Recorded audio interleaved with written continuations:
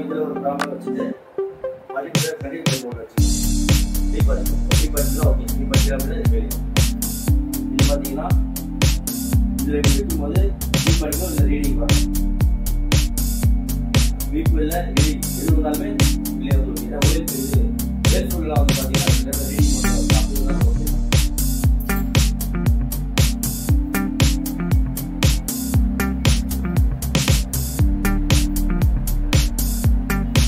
இப்போ கூலிங் வரல அப்படின்றப்ப நீங்கள் போய் செக் பண்ணும்போது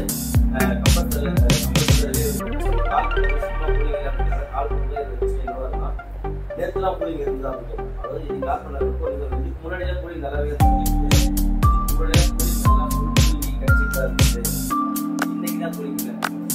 காலையில் ஏதாவது ஐஸ் அதிகமாக இருந்துச்சு அவங்க எடுத்தாங்க அப்படின்னு சொன்னாலே என்ன பண்ணி பண்ணுறாங்க அப்படின்னு நான் இல்லை அதெல்லாம் நான் எதுவுமே சொல்கிறேன் இல்லை அப்படின்னு சொல்கிறாங்களே கன்ஃபார்மாக இந்த ரிலே ஒரு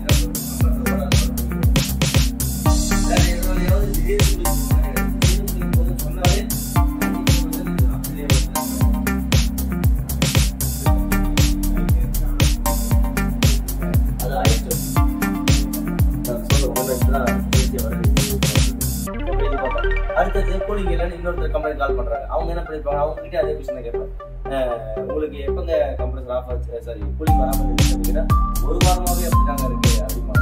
1 வாரமாவே அப்படி இருக்குன்னா அப்போ ஆயில் சோக்கிங் ஆயிடும். ஆயில் சோக்கிங்னா இந்த ஃப்ரீசர் காயில் இல்லையா, இப்போ இந்த கம்ப்ரஸர்ல டிஸ்சார்ஜ்லேயே காற்று ஏறுது இல்லையா, கேஸ் ஏறுது இல்லையா, கேஸ் ஏறும்போது அதோட ஆயிலும் சேர்த்து மெர்ஜ் ஆகி தான் எப்பவுமே இதுக்குள்ள ஆயிலும் ஊற்றிருப்பாங்க.